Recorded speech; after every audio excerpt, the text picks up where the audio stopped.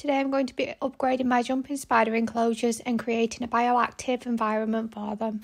I start by making the mantis den enclosures, which come flat packed like this. It doesn't take that long to build up and they're pretty simple to do. I added a cocoa fibre background which I glued with a glue gun. I added some cocoa soil. I then added some live plants. I also added some orchard bark, dried leaves, moss and some more decor to make it look a little bit more interesting. These are a size medium, 15 by 15 by 20. I ordered a roll of cocoa fibre off Amazon, which came pretty quick, and all I did is cut it to size. I used a glue gun and added that to the background. I decided to revamp all my existing enclosures too. My ghost mantis decided to help me. As you can see, is this gorgeous little fella. I'm going to call him a site manager for now because he's clearly telling me what I need to be doing and he knows exactly what he wants. I'm also going to add some orchard bark and some dried leaves to the enclosure. I ordered the plants from Global Geckos, really good priced. I got lots for the amount of money that I paid, so I'm really happy with that. Some of them seem a little too big for the enclosures, but I'll have to just keep them as houseplants. I bought some Springtails and I bought some isopods too. These will help keep the enclosure clean and free of any mould and issues like that. This is the first time I've received them in packets like this. I usually get them in little tubs. Next I'm going to add the jumping spiders into the enclosures and see what they think of them. The old enclosures have been really good for them, but the lids tend to come off quite easily if they're knocked, and I don't really want any jumping spiders escaping. And plus, I think the new enclosures are going to be a lot nicer for them. I'm actually afraid of spiders, and this is the first time I've been able to move them on my own, so I'm going to use a paintbrush and just gently encourage her to come out. I don't want her to run off or run up near me because although I love them and I've kept jumping spiders for a few years now, I still get really jumpy when they come too close to me. I don't know why I'm like this, I can't seem to help it.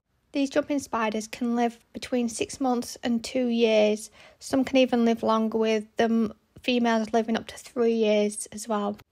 All the females I've had have lived for about 2 years. I think one of them lived to around 2.5 years, and the males usually live for around 1.5 years, I'd say, a year. But it does all depend on the environment and things like that, and the spider itself. And I never realised spiders wipe the butt like that either. I think she's wanting to redecorate her enclosure. This one's a Phidippus regius Florida. She's a really nice white colour spider. I'm going to gently encourage her to go in as well. I think she's afraid of the paintbrush, which I don't blame her, I would be too. I've just got to be really gentle and just coax her in there. That's it. You can do it. One thing you've got to be careful of when you're moving your jumping spiders is they'll actually lay a bit of silk down and create a bungee line, which, as you can see, is just pulling off of her just there. I've got to be careful because I don't want to pull her across the room by mistake. I'm just going to wipe it off and then it'll free her from that. This spider's originally from the Bahamas, so they like a temperature between 24 and 26 degrees Celsius, and they like having 60 to 70% humidity as well. You can achieve this by misting once or twice a day on the enclosure. I also provide LED lighting for these spiders so they can hunt a little bit better. Next, I'm going to rehome my Phidippus regius male Florida spider. I always find the male's personalities to be a little bit more active, and so it always makes me more nervous. And even though I love the spiders, I just know that they're a little bit faster and they do tend to run around a little bit more, and I don't want him to escape. I'm just going to quickly put him into there, wipe his bungee off with the paintbrush.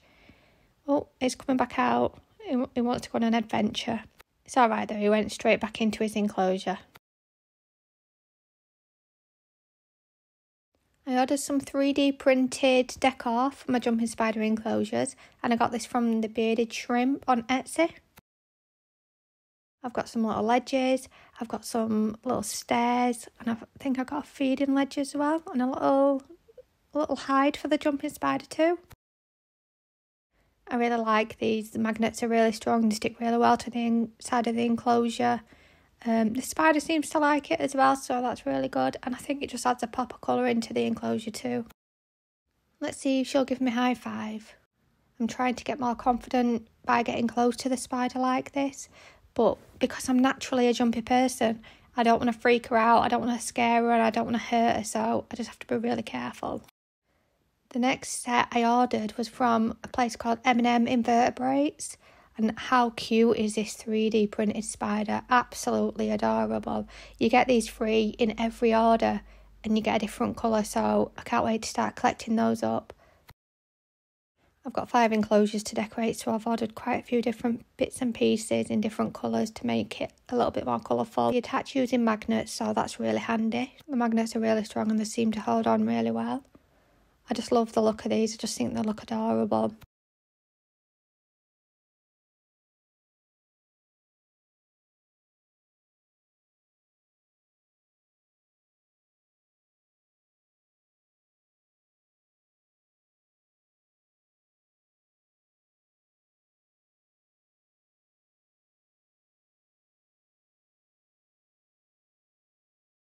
I got these beautiful walnut hides, which were made by a company called Springtails and Bits. These are really, really cute, and I just think they look adorable in the enclosures. I'm really happy how the new enclosures have turned out. Let me know in the comments what you think and how you would have done it differently.